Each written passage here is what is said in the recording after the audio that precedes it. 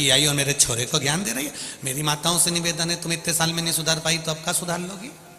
अब उसके भरोसे पे छोड़ दो, वो थोड़ा सा क्रोध दिखाएगी, वो थोड़ा सा बोलेगी, तब जाकर तो उसका पांव रुकेगा। अगर आज तुम उसका साथ दोगी, होता है बाप अपने बेटे को संवारने की चेष्टा करता है, पर माँ जैसे ही बेटा गलत काम करके आता है तो माँ रजाई उड़ा के सुला देती, सो जा तेरा बाप देख लेगा, चुपचाप सो जा। माँ ने अपने बेटे पर रजाई नहीं डाली है, अपने ऊपर माँ ने खुद राख डाल ली है कि जिंदगी बर्बाद कर दी छोरे की।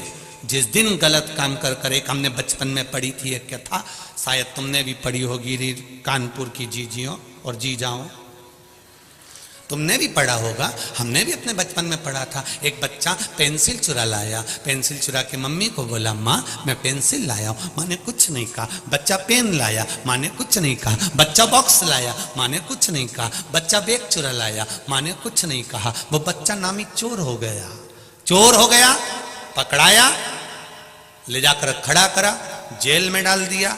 जेल में डाल दिया तब उस बच्चे से पूछा गया तेरी अंतिम इच्छा क्या है, क्योंकि तुझे सूली पर चढ़ाया जा रहा है। वो बच्चा कहता है मेरी माँ को बुला दो, मैं उनके कानों में कुछ कहना चाहता हूँ।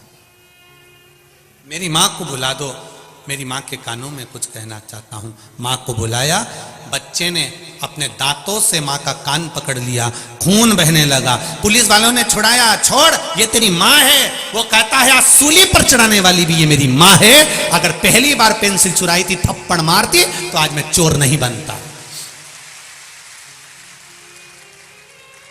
हम अपने बच्चों को अगर संवारेंगे तो बच्चा संवरेगा। हम अपने बच्चों को नेक मार्ग दिखाएंगे तो नेक मार्ग पर चलेगा। हम अपने बच्चे को सुधारने का प्रयास करेंगे, बच्चा सुधरेगा।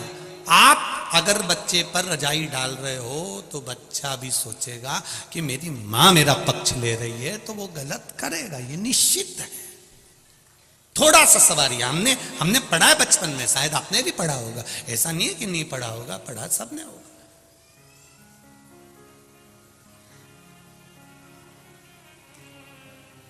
कुछ कुछ चीजें तो अभी तक नहीं भूल पाए हम भी, तुम भी नहीं भूले होगे। मटके की कथा, टम्मक टू रे टम्मक टू, वो भी चलता है। कुछ भूले क्या?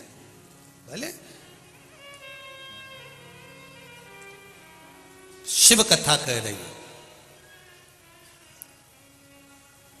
सती मैया ने शिव जी से विवाह करा। दक्ष प्रजापति की दृष्टि में शिव बुरे कैसे हो गए? केवल एक कारण शंकर भगवान का समझ में आ गया, मैं आया और शिव जी ने मुझे प्रणाम नहीं करा। इतनी सी बात, इतनी सी। अब किसी ने कहा कि शिव जी इतनी सी बात के लिए दक्ष प्रजापति की निगाह में शंकर बुरे हो गए थे? नहीं, शिव बुरे इसलिए हुए क्योंकि दक्ष प्रजापति ने चंद्रदेव को श्राप दिया था, रे चंद्रमा मेरी बेटी का विवाह तुम्हारे साथ में हुआ है, तुम केवल एक रोहिणी पर ध्यान देते हो, बाकी की बेटियों पर ध्यान नहीं देते। मैं तुम्हें श्राप देता हूं चंद्रमा कि तुम्हें काया का रोग हो जाएगा। चंद्रमा के शरीर में काया का रोग हो गया, काया गल गल के नीचे गिरने लगी, टपक रही है चंद्र की काया। चंद्रदेव की आंख में आंसू आ गए। नारद जी से पूछा, नारद जी मेरी काया का रोग कैसे मिटेगा? नारद जी ने कहा तुम शंकर भगवान की स्तुति करो, पूजन करो, शिवलिंग का निर्माण करो। शंकर भगवान की पूजन करने से, शिवलिंग के निर्माण से तुम्हें जरूर कुछ ना कुछ प्राप्त होगा, ये निश्चित है। आज एक बेटा आया, उसने पत्र लिखा है,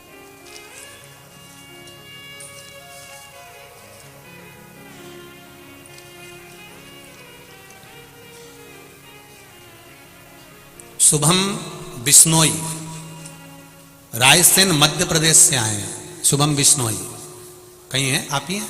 दोनों हाथ हिला दो बाबू। श्री शिवाय नमस्तुभ्यम। बोलना चाहोगे क्या?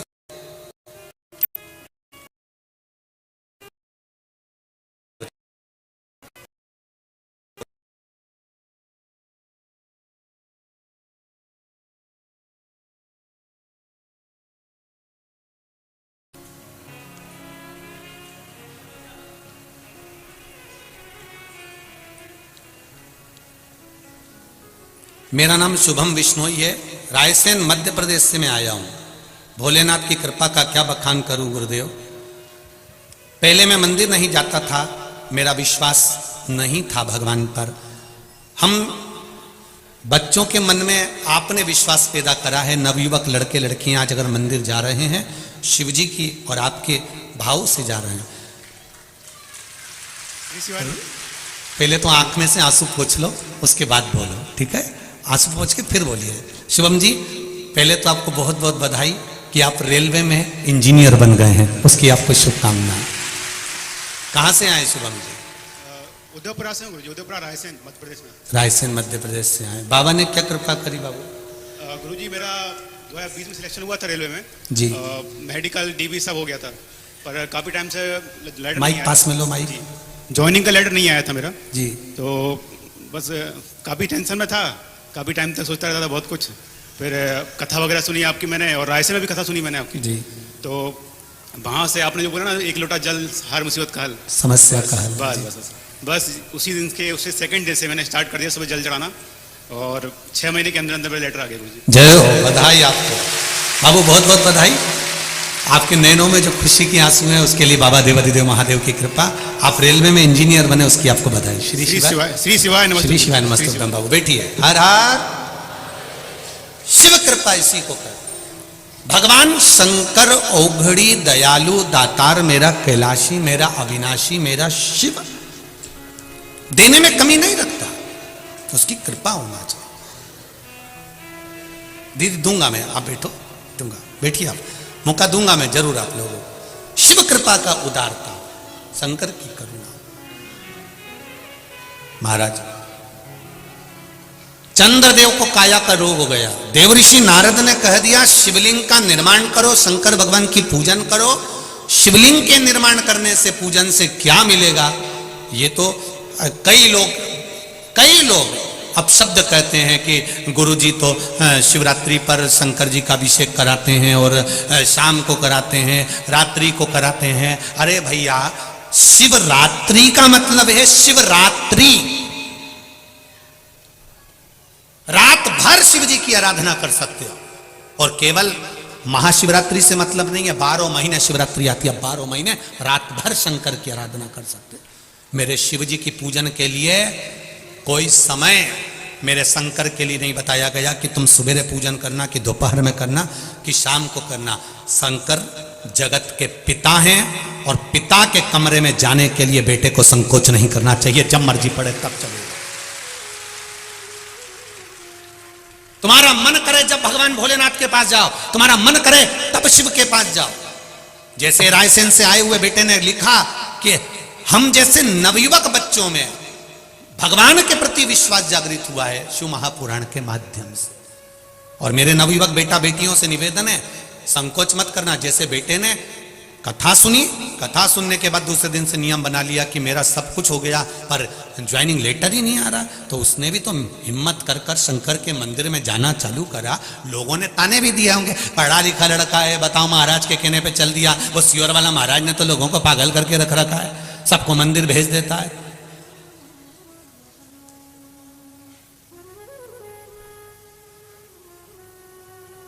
तो उसमें दिक्कत क्या है मंदिर जाने में?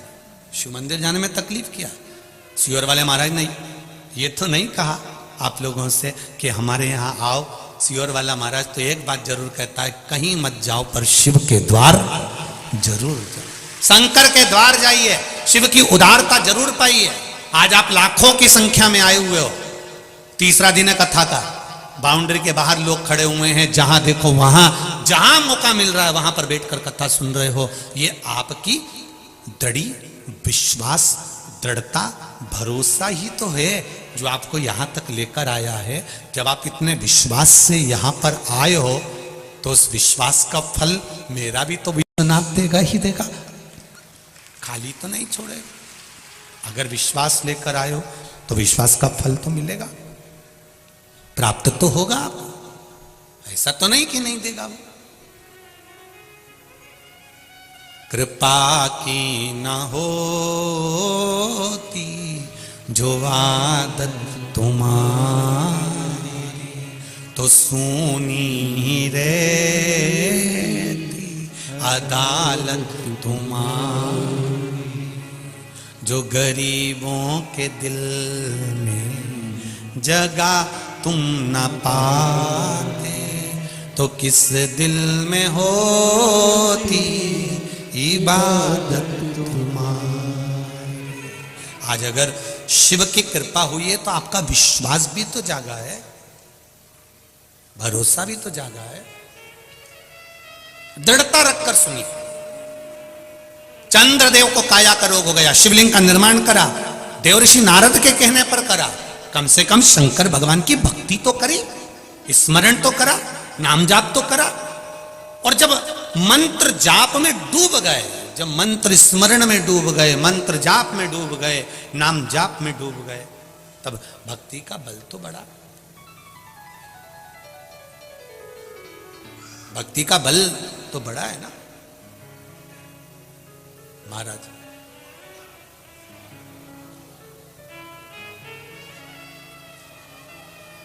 उस भक्ति के बल पर शिव की आराधना।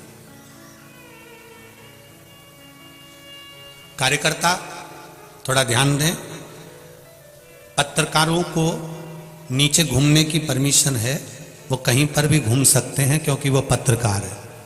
इसका ध्यान रखें। कोई भी कार्यकर्ताओं को नीचे अगर पत्रकार कहीं से फोटो ले रहे हैं या लिख रहे हैं या बैठे हैं, उनको कोई मना नहीं है। पत्रकारों के लिए ये जागरूकता रहे, कार्यकर्ता इसका स्मरण रखें, क्योंकि वो भी अपना समय निकालकर यहाँ पर फोटोज लेने या लिखने या कथा का स्मरण करने आते हैं। तो पत्रकारों से मेरा निवेदन है, आप लोगों के लिए कोई मना नहीं, कार्यकर्ता भी इस चीज़ का स्मरण करें। अगर वो लोग घूम रहे हैं या लिख रहे हैं या पढ़ रहे हैं तो उनका मान सम्मान पूर्ण तरह से, किसी को कोई। और एक बार का निवेदन आप सबसे, चाहे कोई वीआईपी हो, वीवीआईपी हो या साधारण सा व्यक्ति हो, एक बार अगर कोई बैठ गया है तो उसको ये ना बोलें कि आप इधर बैठो या उधर बैठो। बैठ गया ना, वो शंकर का है, शंकर का रहेगा, वो शिव का है। उसको नहीं मालूम कि आपका वीआईपीपन क्या है, पर वो शंकर का है। इसलिए आपने देखा होगा राम जी की शादी में सारे देवता है, शंकर जी की शादी में पहली पत्रिका ही भूत चुड़ैल को गई थी।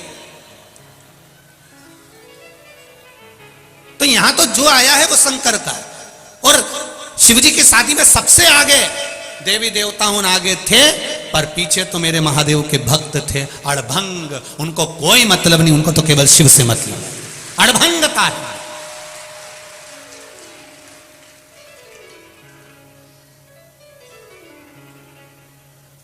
हमारा ये मना नहीं है, हमारे लिए वीवीआईपी वीआईपी और आप सब एक जैसे हो। हमारे लिए उसके लाखों दीवाने बड़े से बड़े उसके चरणों में कंकड़ माटी से पड़े, उसके लिए सब बराबर।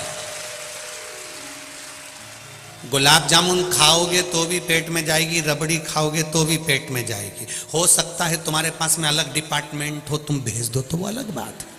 और मेरे महादेव के पास में तो एक ही डिपार्टमेंट है, जो शिव की कथा में आ गया, भगवान ने कह दिया वो भले कुछ भी है उसकी झोली में भर कर भेजूंगा। वो गरीब है अमीर है जो है, उसकी झोली मुझे भर। 3 घंटे कथा का रसतत्व आपके लिए और हमारे लिए। केवल आप कथा सुनते ऐसा नहीं है, हम भी कथा सुनते, बाँचने के साथ में हम भी उस पर स्मरण करते। भक्ति का बल बढ़ाइए, उसका रसतत्व बढ़ाइए।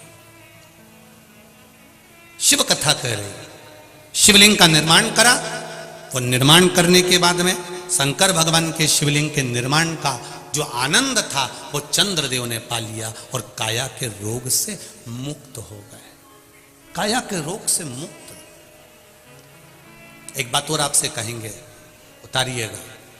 जिसके शरीर में सफेद चमड़ी पड़ने लगती है, चर्म रोग हो जाता है, या चेहरे पर आंख के पास में पूरा कालापन आ जाता है, उसको हमेशा याद रखना है, लाल चंदन का लेपन पीपल के पत्ते पर करिए।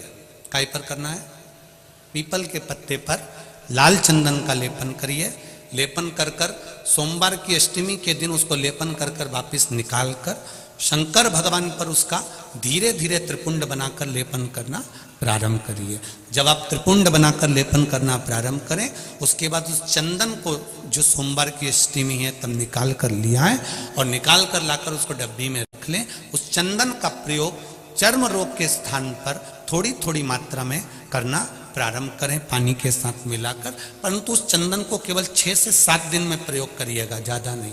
धीरे धीरे चमड़ी, परंतु उसको सोमवार की अष्टमी के दिन सिद्ध कर कर बनाना है। उसको सोमवार की अष्टमी के दिन चढ़ाना है श्री शिवाय नमस्तुभ्यम या ओम नमः शिवाय या पंचाक्षर मंत्र या महामृत्युंजय मंत्र, जो आपको आता हो, शिव जी का जो नाम आपको याद हो उसको बोलकर चढ़ा दो, उसको लिया, फिर उसको अपने शरीर पर लगाना प्रारंभ करो। उसका फल आपको 15 दिन के अंदर धीरे धीरे धीरे धीरे प्राप्त होना प्रारंभ हो। लाल चंदन का प्रयोग शिव जी के लिए अवश्य।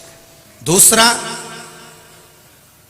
जब विषम परिस्थिति आ जाए, ऐसा लग रहा है कि आपने पशुपति व्रत कर लिया, सोमवार की अष्टमी का प्रयोग कर लिया, मैंने शंकर जी की आराधना कर ली, तो भी विषम परिस्थिति चल रही है, अभी तक कोई सुधार आने को तैयार नहीं है, तब शंकर जी के मंदिर में जब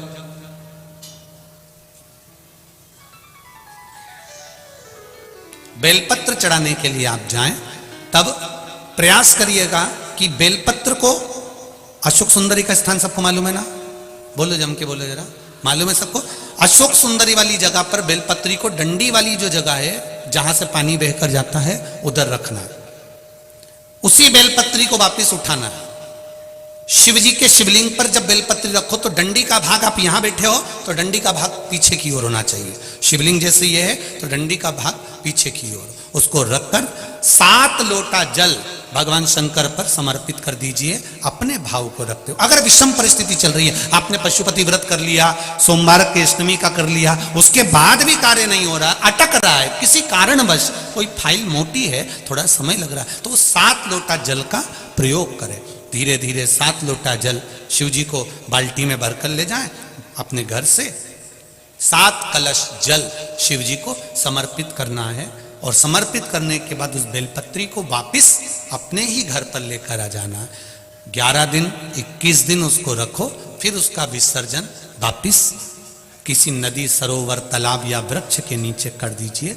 बाबा हाथ पकड़कर बाहर निकाल ही देगा। परिस्थिति अगर बहुत विचित्र, विषमता, बहुत विषम परिस्थिति में उस जगह पर इसका प्रयोग कर सकते। शंकर भगवान को रिझाना, बेलपत्र का प्रयोग भगवान शिव को रिझाने का जो आनंद है, शिव को जो मनाने का आनंद है, वो एक स्वरूप ही अलग है, उसका एक स्वरूप आनंद। शंभु शरणे पड़ी मांगू घड़ी रे घड़ी, दुख काटो दया करी दर्शन। शिव की आराधना का फल प्राप्त करें, भक्ति प्रबल होनी चाहिए। चंद्रदेव की काया ठीक हो गई, आज दक्ष प्रजापति की सभा लगी है, शिव जी जाकर बैठ गए, उठ नहीं पाए, नमन नहीं कर पाए, प्रणाम नहीं कर पाए, देख नहीं पाए।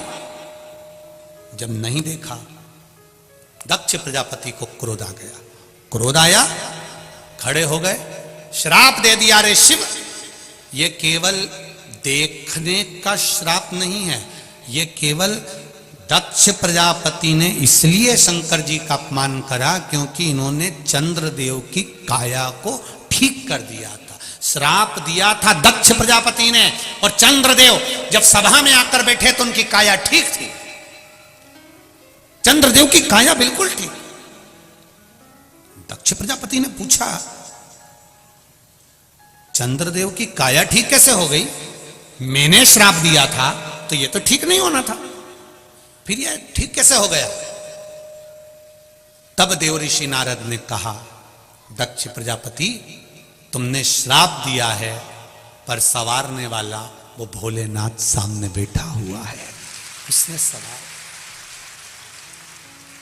शिव ने इसको अच्छा कर दिया, हाँ, शंकर भगवान ने इसको अच्छा कर दिया, हाँ।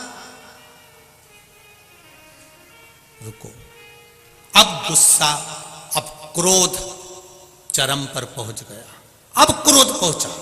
तो जैसे ही दक्ष प्रजापति अंदर आए और नारद जी ने कह दिया कि चंद्र की काया इसलिए ठीक हुई क्योंकि उसको शिवजी ने ठीक कर दिया, तो अंदर आते से ही तिलबिला रहे थे।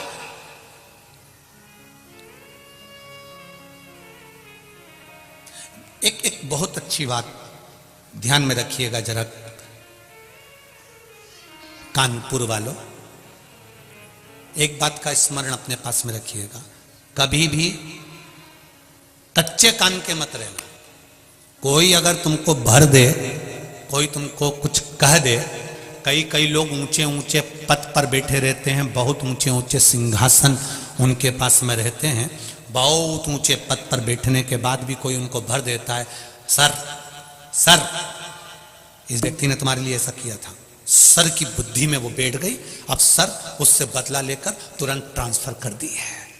उससे तुम मिले हो, उसको तुमने जाना है, उसको तुमने समझा है, उससे एक बार दिल से बात तो करो, समझ में आएगा। वो ऐसा नहीं है, समझ में आएगा। किसी के लिए अपशब्द कहने से पहले, किसी को ताना देने से पहले, किसी को गाली देने से पहले, किसी को आड़ा टेढ़ा बोलने से पहले, किसी पर उंगली उठाने से पहले, किसी पर आक्षेप लगाने से पहले एक बार उससे जाकर पर्सनल मिलिए, एक बार जाकर पर्सनल मिलो और अपने पूरे परिवार के साथ मिलो कि व्यक्ति ठीक है कि बुरा है, साथ जाइए उसके मिलने के। देंगे आप बैठो अभी मौका देंगे, पर्सनल मिलिए उसको जाकर आप, और जब आप उसके पास में जाओगे, उससे मिलोगे, अपने दिल की बात कहोगे, अपने चित्त की बात कहोगे, अपने हृदय की बात कहोगे, तब समझ में आएगा कि सामने वाला व्यक्ति कैसा है। मेरा बहू सास की निंदा करती है अपने मायके में जाकर, तो मायके वालों से निवेदन है, सास को बुरा मत मानना, पहले मायके से ससुराल जाओ, बात करो। सास बहू की निंदा करती है तो मेरा निवेदन है, पहले बहू से एक बार मिलो। सास बुरी है तो उससे भी मिलने का प्रयास करना, और बहू बुरी है तो उससे भी मिलने का प्रयास करना।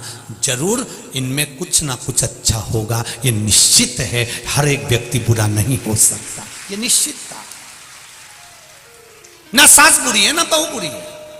हम पहले भी कथा में कहे, कभी व्यक्ति बुरा नहीं होता, व्यक्ति का समय बुरा होता। थोड़ा सा समय गड़बड़ है तो व्यक्ति गड़बड़, बुरा तुम नहीं हो, बुरा तुम्हारा समय है। अच्छा समय आता है तो लोग आपके साथ जुड़े हुए होते हैं, और जब बुरा समय आता है तो लोग आपसे दूर हट जाते हैं। अब तुम खुद अंदाजा लगाओ तो संसार कितना विचित्र है, जरा सोचो तो सही, विचार करिए जरा। जब तुम्हारे छोरा छोरी की शादी होती है, कितने मेहमान आते हैं? बोलो रे कानपुर वालों, जरा बोलो। 25, 50, 100, 200 तो आते होंगे। और रिसेप्शन में कितने आते हैं? 100, 200 तो आते होंगे कि नहीं आते? आते हैं ना। और मान लो रिसेप्शन में इतने लोग इकट्ठे हुए, विवाह में इतने लोग इकट्ठे हुए, और उस लड़का लड़की का संबंध आपस में बेकार हो गया और तलाक की बात पहुंच गई, संबंध खराब हो गया, तो इनको संवारने के लिए कितने आते हैं? बोलो जरा बोलो, आएगा कोई? कोई। लड्डू खाने सब आए हैं, पकड़ ला, लड्डू खाने सब आए हैं, पेड़ा खाने सब आए, निभाने के लिए सब आए, पर जब बिगड़ती है कोई नहीं आता। जब मनुष्य का बेकार समय चालू होता है, समय चक्र जब उल्टा चलने लगता है, तब कोई नहीं आता, फिर एक आता है, वो मेरा देव अधिदेव महादेव आता है, फिर कोई। चंद्रदेव का जब बेकार समय आया तब महादेव सामने आकर खड़े हो गए। चंद्रदेव का जब बेकार समय आया तब मेरे देव अधिदेव महादेव सम्मुख में खड़े थे। दक्ष प्रजापति को मालूम पड़ा, गुस्सा आ गया, मैंने श्राप दिया और शिव ने संवार दिया। दुनिया चाहे कितना भी बुरा चाहे, अभी आपको शुरू में कथा में कहा था, शिक्षक शिक्षा देता है, गुरु दीक्षा देता है, और मेरा महादेव तुम्हारी झोलियों को भर देता है। मेरा महादेव कभी देने में पीछे नहीं हटता, उसकी कृपा बरसती ही रहती है, खूब देता।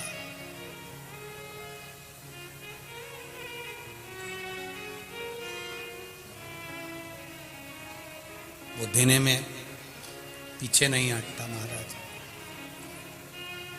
मैं तो तेरा एक दीदार चाहूं, दीवाना तेरा तेरा प्यार चाहूं। ओ काशी वाले रे, ओ डमरू वाले रे, काशी वाले रे, ओ डमरू वाले रे, अब तो हो जा मेहरवा ओ काशी वाले रे, अब तो हो जा मेहरबा ओ काशी वाले रे, अब तो हो जा मेहरवा ओ काशी वाले रे, अब तो हो जा मेहरबा ओ काशी वाले रे, ओ काशी वाले रे, ओ डमरू वाले रे, काशी वाले रे, ओ डमरू वाले रे, ओ काशी वाले रे, ओ डमरू वाले रे, काशी वाले रे, ओ डमरू वाले रे, मेरा दिल तुझ पे कुर्बा ओ काशी वाले रे, मेरा दिल तुझ पे कुर्बा ओ काशी वाले रे, ओ मेरा दिल तुझ पे कुर्बा ओ काशी वाले रे, मेरा दिल तुझ पे कुर्बा ओ काशी वाले रे।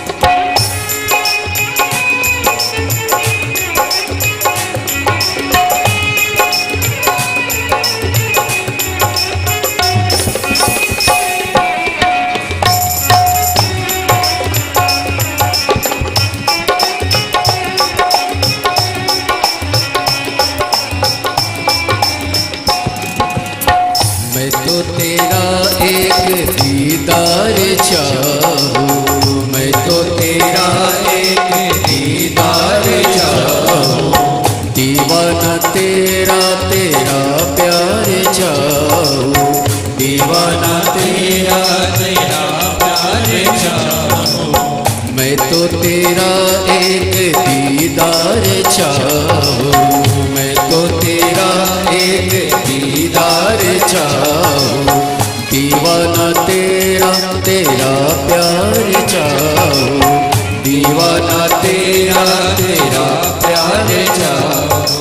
काशी वाले रे, ओ डमरू वाले रे, ओ काशी वाले रे, ओ डमरू वाले रे, वो काशी वाले रे, ओ डमरू वाले रे, ओ काशी वाले रे, ओ डमरू वाले रे, ओ मेरे दिल की तू दुनिया, ओ काशी वाले रे, मेरे दिल की तू दुनिया, ओ काशी वाले रे, मेरा दिल तुझ पे कुर्बा, ओ काशी वाले रे, मेरा दिल तुझ पे कुर्बा, ओ काशी वाले रे। जय हो।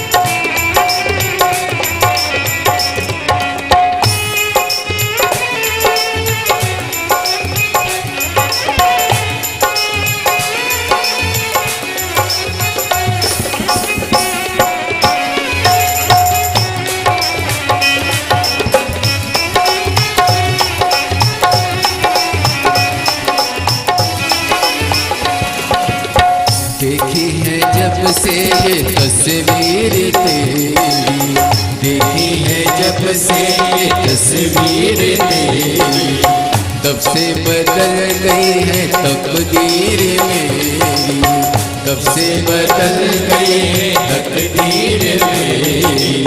देखी है जब से ये तस्वीर तेरी, देखी है जब से ये तस्वीर तेरी, तब से बदल गई है तकदीर मेरी, तब से बदल गई है तकदीर मेरी। ओ डमरू वाले रे, ओ काशी वाले रे, ओ काशी वाले रे, ओ डमरू वाले रे, ओ डमरू वाले रे, ओ काशी वाले रे, ओ डमरू वाले रे, ओ काशी वाले रे। अब तो हो जा मेहरबा, ओ डमरू वाले रे, अब तो हो जा मेहरबा, ओ डमरू वाले रे, ओ अब तो हो जा मेहरबा, ओ काशी वाले रे, अब तो हो जा मेहरबा, ओ काशी वाले रे, ओ अब तो हो जा मेहरबा, ओ डमरू वाले रे, अब तो हो जा मेहरबा, ओ डमरू वाले रे,